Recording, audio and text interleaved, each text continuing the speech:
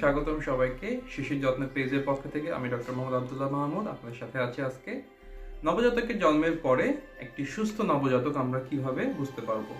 তো প্রথমত আমাদেরকে দেখতে হবে যে একটি নবজাতক জন্মের পরে বা ভূমিষ্ঠ হওয়ার পরে সাধারণত নবজাতকের গায়ের রংটা কেমন থাকে। সেটা সাধারণত গোলাপি রঙের হয় বা পিঙ্কিশ হয়।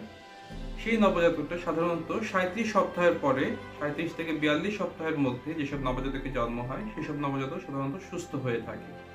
পাশাপাশি যেসব নবজাতকের ওজন 2.5 থেকে 4 কেজির মধ্যে হয় সেসব নবজাতক সুস্থ হয়ে থাকে।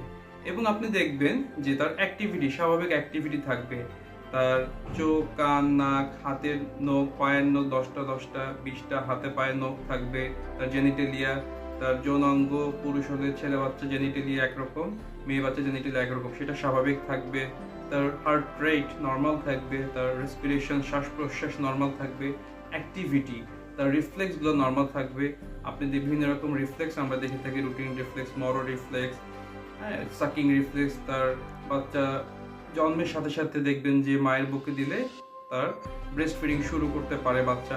এই বাচ্চাগুলোকে আমরা সাধারণত নর্মাল বলে থাকি। আমাদের মেডিকেল টার্মিনোলজিতে আমরা একটা বিষয় বলে থাকি যে আবগারি স্কোর। আবগারি score meanings activity of the baby normal থাকবে, পালস বা হার্ট রেট নর্মাল থাকবে, গ্রিমেইস লুকিংসটা নর্মাল থাকবে, বাচ্চার অ্যাপিয়ারেন্সটা নর্মাল থাকবে, পিঙ্কিশ কালার হবে বলেছি, এবং রেসপিরেশন নর্মালি ব্রিদিং করবে।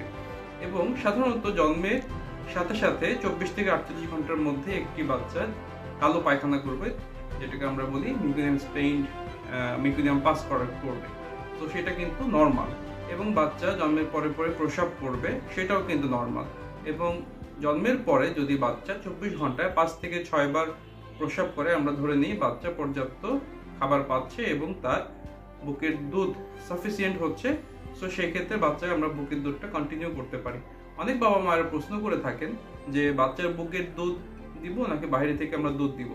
তো অবশ্যই তাদেরকে আমি বলতে চাই, অবশ্যই মায়ের বুকের দুধ দিতে হবে, কারণ মায়ের বুকের দুধের বিকল্প আর কোনো কিছুই নেই। সো মায়ের বুকের দুধ এবং ব্রেস্ট ফিডিং এগুলো নিয়ে আমরা পরে আবার ভিডিও করবো কোনো একদিন। তো সুস্থ স্বাভাবিক বাচ্চা হোক সবার, এবং প্রতিটি ঘরে ঘরে ছড়িয়ে পড়ুক সেই কামনায় আজকে এ পর্যন্তই। Thank you. আসসালামু আলাইকুম।